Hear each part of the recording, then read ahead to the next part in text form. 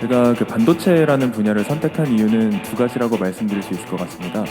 일단 첫 번째는 직업적 특성인데 천지가 개벽하는구나. 이런 아주 그냥 좋은 그 이야기들을 많이 하고 기대도 많이 하고 있습니다. 저희 반도체 업계에 있어서는 엄청난 기회라고 생각합니다.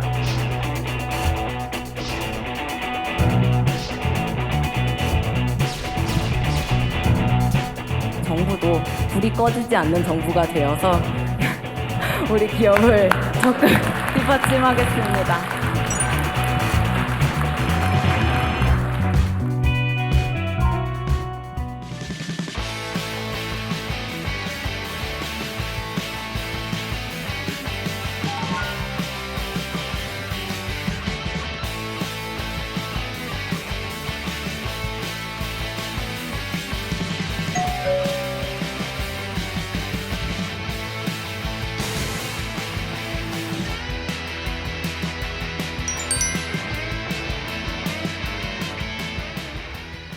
반도체 인재 사인실인 이곳 수원 성균관대학교에서 여러분들 만나게 돼서 정말 반갑습니다. 오늘 이렇게 보니까 우리 학생들, 연구자들이 많이 와 계신 것 같은데 이렇게 만나서 정말 기쁩니다. 제가 취임한 이후에 열흘 만에 미국 바이든 대통령이 방한하셨습니다. 그래서 용산 제 사무실이 아니라 평택의 삼성 반도체 캠퍼스에서 처음 만났습니다. 손님을 모실 때는 원래 제일 좋은 것부터 보여드리지 않습니까? 정상과 대화를 하면은 한국에 대해 가장 많이 얘기하는 것이 BTS와 반도체입니다. 그래서 우리에게 정말 전 세계 자랑하고 싶은 넘버원이 바로 이 반도체이기 때문에 삼성 캠퍼스를 바이든 대통령에게 대한민국의 첫 번째 방문지로 보여드리고 저도 거기서 처음 만난 것입니다. 가보니까 이 노광 장비 네덜란드제만 있는 것이 아니고 어플라이드 머티리얼스라고 그 미국산 이런 장비들도 많이 있더군요.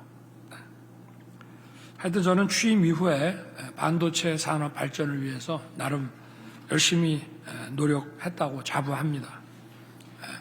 먼저 대통령에 취임한 직후 반도체 관련 학과의 정원부터 늘렸습니다. 오늘 반도체 전공 학생들이 많이 오신 것으로 알고 있는데 정부 출범부터 지금까지 저와 함께하고 있는 이종호 과기부 장관도 여러분의 반도체 전문가 선배입니다. 제가 선거 때부터 우리 이종호 장관으로부터 반도체에 관해서 공부를 좀 배웠습니다. 그리고 취임한 이후에는 이종호 장관이 국무회의에서 국무위원들 상대로 반도체 강의도 했습니다. 왜 국무회의에서 반도체 강의를 했느냐? 이거는 과기부 장관이나 산업부 장관뿐만이 아니라 모든 국무위원이 우리나라의 주력 전략 산업에 대해서 알고 있어야 된다는 판단하에 우리 과기부 장관으로 하여금 국무회의에서 강의를 한번 하게 한 것입니다. 이제 주변 어디를 봐도 반도체 없이 돌아가는 산업이 없습니다. AI, 첨단 바이오, 퀀텀 같은 3대 소위 미래 전략 기술이라고 하는 그런 것에도 핵심 자산은 반도체입니다. 퀀텀조차도 바로 이 반도체 칩을 만드는 그런 기술로서 소형화하고 이 퀀텀 프로세스를 효과적으로 쓸 수 있는 것입니다. 그리고 반도체는 최첨단 무기 체계의 기반이 되는 안보 자산입니다. 1970년대, 80년대 미소가 이런 전략 무기 체계를 가지고 엄청나게 경쟁한 거를 여러분도 뭐 다 들어서 알고 계시거나 그 시절에 학교 다니신 분도 계실 텐데 결국 미소의 전략 무기 체계 경쟁은 바로 반도체 경쟁이었습니다.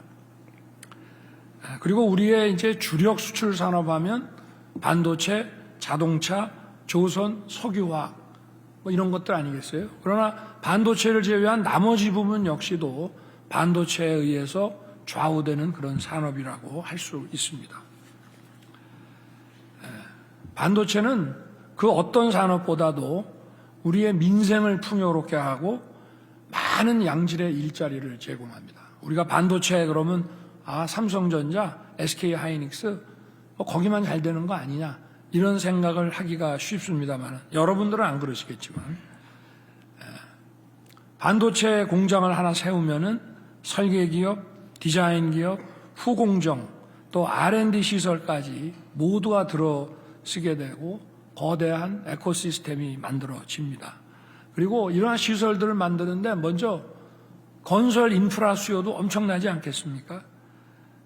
그리고 반도체 생산에는 엄청난 양의 공업용수와 전기 공급이 필요합니다. 제가 이제 해외 순방을 나가서 외국 정상들을 만나보면은 반도체 이런 파운드리를 갖고 있지 않은 그런 국가의 정상들은 저보고 그래요. 한국의 반도체 이런 기업들한테 자기네 나라에 와서 이런 좀 파운드리를 좀 하나 만들어 달라고 얘기를 합니다. 그러면 제가 라인 하나 까는데 공업용수가 어느 정도, 전기 공급이 어느 정도인지 얘기를 하면서 이 나라에 원전이 몇 개나 있습니까? 라고 제가 물어보면 왜 그러냐고 그래요. 그래서 라인 하나에 원전 1기 정도는 있어야 되는데 라인 하나에 인구 140~50만이 쓰는 전기가 필요한데 공업용수와 전력이 그 정도 공급이 됩니까? 라고 물어보면 입을 닫습니다. 그러니까 이게 어떤 산업인지 이걸 하고 있는 나라 아니면 잘 모릅니다. 그래서 이게 엄청난 양의 전후방 이런 관련 효과, 전후방 투자가 필요하고 그리고 1, 2, 3차 협력업체들의 동반 투자가 뒤따르면서 이 반도체 공장을 하나 세우게 되면은 어마어마한 일자리들이 창출되게 되는 것입니다. 우리가 평소에 그걸 잘 못 느낄 수 있어요. 이게 반도체 공장이 만들어지면서 거기에 따른 이런 생태계가 조성이 되고 전후방 동반 투자 효과가 생겨서 우리에게 이런 일자리가 생기는 건지 못 느끼는 경우가 많이 있습니다만은 반도체라는 것은 그만큼 우리 일반 국민들, 중산층, 서민들의 민생에 엄청난 영향을 주는 산업이라는 것을 우리가 잘 알아야 될 것 같습니다. 그러다 보니까 지금 선진국들은 이런 반도체 메가 클러스터를 구축하기 위해서 아주 치열한 전쟁을 벌이고 있습니다. 미국도 과거에는 자기들이 파운드리 가지고 있다가 이제 설계 중심으로 하고 뭐 일본, 한국 뭐 이런 데다가 파운드리 만들고 자기네는 물건을 사가는 시기였는데 지금은 자기들도 이걸 구축하려고 하고 있습니다. 그건 엄청난 또 고용 유발 효과가 있기 때문에 그런 것이기도 합니다. 중요한 것은 우리가 이제 반도체를 중심으로 한 과학기술 혁명의 퍼스트 무버가 되기 위해서는 천천히 순리대로 나가면 되는 것이 아니라 국가의 모든 인적, 물적, 전략 자산을 총투입해서 치열한 속도전을 펴야 된다는 얘기를 저는 오늘 하고 싶습니다. 그래서 저희가 경기 남부를 관통하는 세계 최대 이 반도체 메가 클러스터를 지금 조성하고 있습니다. 저희들이 일단 1차적으로 예상하기에 약 622조 규모의 투자를 지금 예상하고 있는데 이미 시작이 됐고 앞으로 20년에 걸쳐서 최소한 양질의 일자리가 300만 개는 새로 생길 것으로 예상하고 있습니다. 당장 올해부터 향후 5년 동안만 158조 원이 투자되고 직간접 일자리 95만 개가 새롭게 만들어질 것입니다. 현재 우리 반도체 분야 일자리는 한 18만 개 정도 되고 있습니다만은 클러스터가 완성이 되면 바로 이 팹에서만 7만 개의 일자리가 더 생기게 됩니다. 그리고 설계, 디자인, 후공정, 부품, 소재 분야 협력기업 매출도 약 200조 이상이 증가할 것으로 보고 있습니다. 지금 반도체를 전공하는 학생들로 다 채울 수가 없습니다. 그래서 더 많은 인재들이 이 분야로 몰려들어 와야 합니다. 벌써 우리나라 반도체 클러스터에서 사업 기회를 찾아보기 위해서 외국인 투자 기업들이 몰려들고 있습니다. 그 덕분에 세계적으로 이런 그 해외로부터 유입되는 투자가 전부 반토막 나 있는 상황에서 지난해 우리나라만 외국인 직접 투자가 역대 최대치를 기록했습니다. 반도체 산업은 아까도 말씀드렸지만 국가의 인적 물적 자원을 총력 투입해야 성공할 수 있는 전략 산업입니다. 국가의 인적 물적 자원을 총력 투입하는 데가 뭐가 있죠? 전쟁이죠. 전쟁이 벌어지면 현대 전쟁은 총력전 아니겠습니까? 반도체 산업을 키우고 세계 그 최고의 초격차를 유지하는 것은 바로 전쟁이라고 생각하시면 됩니다. 아까도 말씀드렸지만 반도체 파운드리 라인 하나 까는데 1.3기가와트의 원전 1기가 필요하다고 말씀드렸고 인구 140만 명의 대전이나 광주보다 전기를 더 많이 씁니다. 기흥에 있는 삼성전자만 해도 생산 라인이 7개가 있습니다. 이 기흥의 이 반도체 라인을 깔기 위해서 이 전력 이 배송 송전 체계를 만드는 데만 해도 10년 이상의 세월이 걸렸습니다.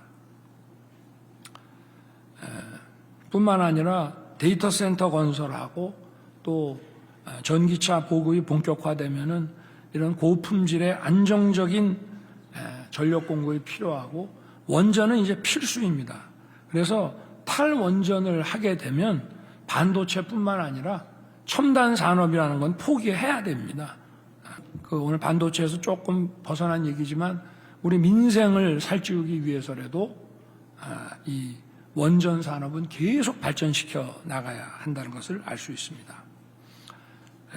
원래 올해 반도체 투자세액 공제를 이제 만료가 돼가지고 그렇지만 법의 그 효력을 더 연장을 시켜서 앞으로 투자세액 공제를 계속 해나갈 방침이고요. 여기에 대해서 뭐 대기업 퍼주기다 이런 얘기들이 있지만 이거는 정말 말도 안 되는 얘기임을 알 수 있습니다. 세액 공제로 반도체 기업의 투자가 확대되면 관련 생태계 전체 기업의 수익과 일자리가 엄청나게 늘어나고 국가 세수도 늘어나게 되는 겁니다. 대한민국의 기획재정부도요 다 사업하는 데입니다. 이 세액 공제 해줘가지고 세수 감소되는 거를 그냥 볼 국가기관이 아니죠. 세금을 면제해주고 또 보조금을 지급했을 때 더 많은 세금과 재정 수입이 이루어질 거를 보고 정부도 어떻게 보면 사업하는 겁니다. 그래서 이런 대기업에 퍼주기 해가지고 재정이 부족하면 국민의 복지를 위한 비용들을 어떻게 쓸 거냐. 결국은 이거 큰 기업들 도와주고 어려운 사람 힘들게 만드는 거 아니냐. 그런 얘기들은 거짓 선동에 불과하다는 것을 우리가 다시금 명확히 해야 될 것 같습니다. 그리고 우리가 이제 잘 사는 나라와 못 사는 나라라고 하는 것은 모든 상품의 국제 분업 체계에 있어서 비싼 물건을 만들어서 파는 나라는 잘 사는 나라고 상대적으로 싼 물건을 만들어서 팔 수밖에 없는 나라는 못 사는 나라입니다. 반도체를 비롯한 이런 최첨단 제품은 이런 복잡한 국제 분업 체계에 있어서 우리가 우위에 있게 만드는 그런 것입니다. 그리고 이런 반도체의 모든 소부장과 기술의 이런 그 공급망 그 라인에 있어서 국가 간의 그 연대가 매우 중요합니다. 그래서 반도체가 외교고 외교가 반도체가 되는 것입니다. 그래서 우리의 그 안보 동맹국인 미국을 비롯해서 또 전통적 우방국인 일본, 네덜란드와 외교 관계를 정상화하고 강화하는데 우리 정부는 초기부터 힘을 쏟아왔습니다. 특히 반도체 장비에 있어서 세계 최고를 자랑하는 네덜란드와 작년 말에 칩 얼라이언스를 맺었습니다. 양국이 함께 자기 반도체 분야에 있어서의 초격차 유지를 위해서 서로 중요한 기술을 공유하는 것을 말합니다. 동맹이라고 하는 것은 공동의 적을 놓고 함께 대응하는 것도 동맹이지만 산업이라는 측면에서 볼 때는 핵심적인 정보 자산을 함께 나누고 공유하는 것을 동맹이라고 합니다. 이거는 협력하고는 차원이 다른 얘기입니다. 그리고 이 반도체 산업 초격차를 유지하는데 무엇보다 제일 중요한 것은 우수한 인력입니다. 여기 계신 반도체 전공자뿐만이 아니라 공학과, 물리, 화학, 다양한 분야 이런 기초과학을 포함한 이런 분야에서 국제 경쟁력 있는 인재들이 많이 배출돼야 우리가 초격차를 유지할 수 있습니다. R&D 투자라고 하는 것은 결국은 사람에 대한 투자입니다. 뭐 기계 사는 게 R&D겠습니까? 결국은 우리 학생과 연구자들을 더 우수한 인력으로 만드는 그 과정이 바로 R&D 아니겠습니까? 그리고 저희는 이제 얼마 전에 우리 용산의 국가안보실에 외교안보와 국방안보 이렇게 두 개로 나눠져 있었는데 경제안보와 이런 첨단 기술 안보를 담당하는 3차장직을 신설했습니다. 그리고 과학기술 수석도 곧 선발할 예정입니다. 이거는 반도체 산업의 어떤 혁명적 발전을 대통령이 직접 챙기겠다는 의지를 보여주는 것이라고 하겠습니다. 남들은 만들지 못하는 아주 비싼 고부가 가치 상품을 생산하는 우리 산업 구조가 돼야만 우리 국민 모두가 다른 나라보다 잘 살 수 있습니다. 교육, 과학기술, 산업, 외교정책 이 모든 것들을 종합해서 첨단 산업 생태계를 구축하고 세계에서 가장 비싼 첨단 기술 상품을 우리가 만들어내야 합니다. 오늘 각 대학 반도체 전공 학생들 또 현장의 반도체 관련 기업인들께서 이 자리에 많이 오셨습니다. 좋은 정책 아이디어를 마음껏 펼쳐주시기를 부탁드립니다. 감사합니다.